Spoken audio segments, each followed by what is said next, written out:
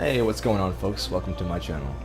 I haven't made any videos in the past month or so. I haven't really had any creativity spark in me, but I always wanted to make a series, a let's play, if you will. So I figured I'd start with Civilization 5. Now, Civilization I've been playing since Civ 3 many years ago. The iteration that I'm playing now, Civilization 5 Brave New World, is the newest of the Civilization series as of what's today's date? August 22nd, 2013. I'm going to record these videos in a series, and I'm going to upload them incrementally. So I may be playing straight through in one sitting, but it'll probably be 2 or 3 videos, maybe 4, depending on how long I play. Now, Civilization 5 was released in 2010. I pre-ordered it. I even went to there was a pre-release party. I went to that. I got it, and it was a very fun game. I've played off and on for a while, and recently got back into it, so I'm just going to go over it. If you've never played any Civilization game, it's a turn-based strategy game. What that means is, each time your turn comes along, you have a certain amount of moves and things that you can do, like develop something, research a technology, fight another civilization, and eventually everything that you do will run out, and you'll have to click the next turn, and that allows the other players, or the computer in this case that I'm going to play, to actually take care of their turn. Now that means they'll go through and do the exact same thing you just did, develop something in one of their cities, research technology, move their units, and what have you. Civilization 5 comes with 74 technologies that you can be researching along the way of your journey, and is divided into 7 eras, and that's from the ancient era to the future era. And each era in between there has its different perks and technological advancements. There's different things that you can do other than just researching technologies. There's social policies that you can adopt. I'm not going to say research because you can't really research a social policy, but you can adopt them, and they give you different rewards based on which policy you adapt. There's lots of victory conditions. I usually don't like to play with victory conditions just because I enjoy just playing the game for as long as possible. Now, I've never beat a Civilization 5 game. I played huge epic games, so if you're gonna follow this series, be in store for a really, really long time. I mean, if you have enough time to sit down every once in a while and watch the next episode, I'm sure we'll find some interesting things that happen along the way. So let's get started. I'm gonna go up here to click. Well, just to show you, I don't want any mods, so no mods are installed, just so everybody knows that. My options, I don't know if it matters. I have full video, everything's up. So what we're gonna do, the DLC, I have all the expansions, and I don't know why I have Genghis Khan's Mongolia, but whatever. Single player, I'm gonna set up a new game. I usually play as the Americans just because I'm American. I'm in the military, so I follow along with what I have. But you can play as many people. Morocco, Gateway to Africa. These are their special names. Rear Warlord, it's like their description. But you can play as Morocco, Greece, Assyria, Songhai, the Huns, and anybody who knows history, the Huns are pretty much Germany, but just early on. Rome, Germany, the Celts, Poland, Russia, Persia, Carthage, England, Venice, Indonesia, India, Mongolia, Sweden, Ethiopia, Arabia, the Iroquois, cool, Spain, Portugal, Austria, the Aztecs, France, Japan, the Maya, Brazil, the Shoshone, sorry if I just destroyed that completely, Egypt, Siam, the Zulus, the Ottomans, Byzantium, America, the Dutch, and China. Now, if you just have the base version of the game, you may not have all these civilizations, but you'll have a majority of them. So, what I'm going to do here is, let's make it interesting. You know what? Let's make it interesting. I'm going to choose a random leader. Now, before I continue, for those who have never played before, each leader has a specific ability. Like, let's say Morocco receives +3 gold and +1 culture for each trade route within a different civ or city-state. The trade route owners receive +2 gold for each trade route sent to Morocco. And then they also have special units, like the Berber cavalry, special building this one has, a Casbah, and then this is what their logo is. Like, for example, Bismarck has the Landsknecht and the Panzer. These units are not usually available at the beginning of the game, it just happens to be which era you're in. For example, the Panzer would be in the industrial/modern era. We're not going to start off in the ancient era. They didn't have panzers back in Babylonian times. And if they did, well, that's some crazy stuff. The B-17 and the Minutemen's Americas, and I've really only played with Americas, so this should be interesting. Random leader. I usually play as Earth just because I know what I'm getting myself into. Huge, like I said, I play for long games, and if you've never played a Civilization game before, you'd probably want to start off with Settler. I usually play as Chieftain, even though I've played it for so long. The highest I think I've ever played was King, and don't even get, no, not playing Deity. So I'm gonna play as Chieftain. Game pace. This is required. This is just the number of turns that you can do with various tasks. Like, say you want to build a settler in quick mode, it would take you 2 turns, whereas in marathon mode, it would take forever.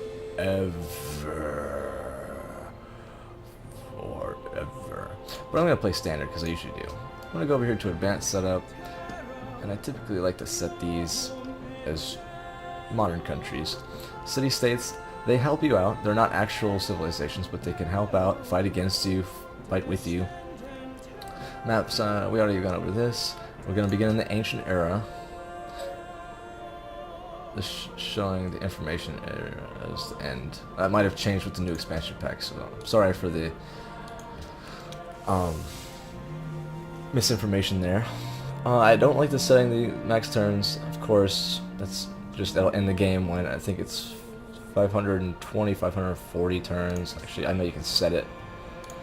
And you know what? Not gonna turn any of those on. So let's get started. Now this may take a while to load, so I might stop the recording while it's loading and then start it back up. So let's just go over what we've done so far, okay? Describe the leaders, the size of the maps, the difficulties, the game pace, the different things that you can do. So let's start the game. And I got the Huns. Stand proudly to greet you, great Attila, grand warrior and ruler of the Hunnic Empire. Together with your brother Bleda, you expanded the boundaries of your empire, becoming the most powerful and frightening force of the 5th century. You bowed the Eastern Roman emperors to your will and took kingdom after kingdom along the Danube and Nisava rivers. As the sovereign ruler of the Huns, you marched your army across Europe into Gaul, planning to extend your already impressive lands all the way to the Atlantic Ocean. Your untimely death led to the quick disintegration and downfall of your empire, but your name and deeds have created an everlasting legacy for your people. Fearsome General, your people call for the recreation of a new Hunnic Empire, one which will make the exploits and histories of the former seem like the faded dreamings of a dying sun. Will you answer their call to regain your rightful prominence and glory? Will you mount your steadfast steed and lead your armies to victory? Will you build a civilization that stands the test of time? So they didn't take long to load it all, but I figured I'd let you get the explanation. Each civilization has this brief description or history of the civilization that the guy will read to you while you're loading. Now, it also shows your civilization special ability and their 2 special units / buildings. I have 2 special units. So, the Scourge of God. Raise cities at double speed, borrow city names from other in-game civs, start with animal husbandry technology, and +1 production per pasture. I get the Horse Archer and the Battering Ram. Now the Horse Archer is a fast moving ranged attack unit, and the Battering Ram is a slower moving, more based on destroying cities / siege weapon. So let's get started. Alright, now this is the typical in-game user interface. Up here in the top right you'll get different tips and tricks on the game. Like right now, you can build a trade unit. You've unlocked the ability to construct a caravan. Alright, so you can go ahead and get rid of this. We'll go over the rest of it when I get there. Oh, I also... This is a good place to found a city. Oh, you start out... Okay, Food I'll get and there. resources are plentiful here. Press. Explore the world. Consider Okay, so this is what you get when you start. You have a settler, and depending on what civilization you pick, you'll have a warrior, a worker, or a scout. Now, a warrior is a combat unit, so it's good. It's good to use as a scout, but it won't go as far or as fast as a scout will. Now, in order to found your first city, you pick a good spot. I'll just go ahead and start here. Being on water is typically a good idea because it's easier for trade early on in the game. So, I'm going to found a city. Now it creates my city, Attila's Court.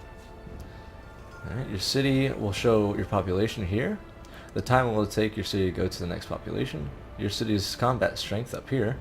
And over here will be what you're producing. You can access your city screen just by clicking the name. And it'll show you... The city screen provides a detailed view of your city's growth and production. Exactly what she said. The name of your city is up here. You can edit that. So let's do this. Change it to Chassis City. How's that? Pretty basic. Alright. Up here you can do citizen management, which is a little more advanced. We won't get into that. And then how many wonders you've built and which buildings are here. Now of course we only have a palace right now because we just built the city. Up here to the top left shows you what this city does for your whole civilization. So it's got +2 food, +4 production, and +3 gold, and so on. And this is each turn what it's supposed to give you. See up here it says +3. We only have one city, so whatever this city puts towards our total, which is up here at this top bar, is what we get. Now you can come down here to purchase, and you can purchase units or buildings. Or you can choose production, which is free except for the cost of production points, which we only produce 4 per turn, so in order to build this warrior that costs 40, it would take 10 turns. I'm going to go ahead and put that on worker, and return to my map. Now, the next question is, what do I do with my warrior during this first turn?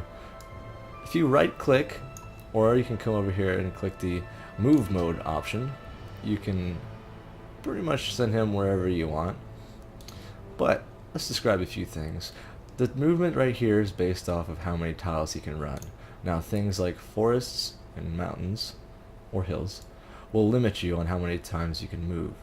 So because this is flat over here, I can move two spaces in one turn, and because it's hills over here, I can only move 1 per turn. There's different options you can do for your units.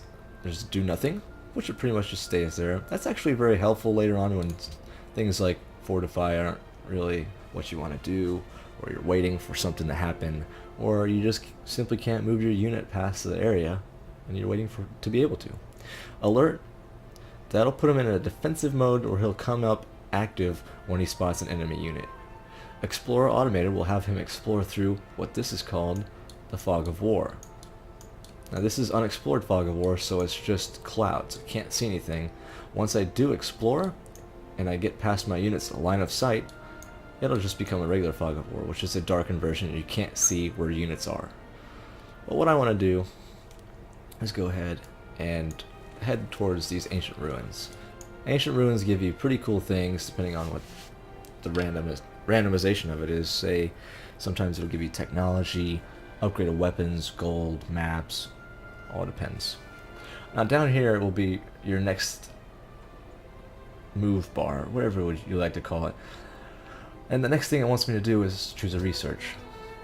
So I click that, and my research technology tree opens. This is the total technology tree of all the technologies you have and can research. All the way up to future tech, which you can click future techs and it'll tell you how many turns. I mean, I can just click that and let it go all the way through the game without having to worry about which technology I want next. That's not really advantageous because you need to pick and choose what you want to do next. There's some things that help you out a lot, like having a compass, for example, and navigation. Being able to explore is crucial in this game, and if you can't do that, then you're kind of just missing out on the point of it. Things like drama and poetry, they're important for technologies like civil service and theology, but they're not necessarily super important compared to, where did I go? Oh, engineering, for example. Maybe you want to build a big, thriving engineering and building-based civilization instead of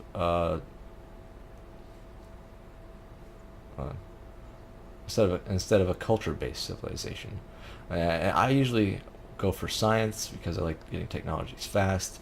So let me go back. I don't want to research pottery. It just happens to be what it is because I clicked future tech, right? So we're gonna go all the way back here, and it shows you which order. This would take 1, 2, 3, 4, 5, and so on and so forth. It'll go through as far through that as it can. I'm gonna go ahead and pick. Oh, let's go over the gems. These different things will tell you what your advisors should tell you should get. So for example, my foreign advisor tells me I should get this, probably because it gives me food and it allows you to build a shrine, which helps with foreign policy later on with faith. My military advisor wants archery, clearly because it gives me the archer, and my economic advisor wants mining because it helps out with chopping down forests and building mines. Typical thing of mining would do. So I'm going to go ahead and click mining. Of course, he's telling me it's time to click the next turn. So we'll go ahead and do that. Oh, here's an example of the fog of war right here. It's kind of darkened out. You can't see anything compared to the open map right here. You can see the color with full, and then the unexplored fog of war right here. Alright, so I'm going to go ahead and click the next turn. Obviously down here it shows you who's going next. Right now it's city-states, and then it'll be me. Ancient ruins hold secrets. Alright, are we ready for the first exciting thing of our large and giant epic of civilization? Let's explore these ancient ruins. You discover a crudely drawn map which outlines the surrounding area. And this is what I got. Explored areas of the map. Obviously the fog of war is there, so I can't see if there's any units. But at least we know that there's a frosty area up there, and I'm probably at the top end of the entire map. Because this, right here, this ice, you cannot pass that eventually. The game ends. Okay? Well, this will be the first turn. I'll end the first video here, and we'll continue on next time. Alright, thanks for watching. Hope you learned a lot. We'll go over a lot more later in the next videos to come. See ya.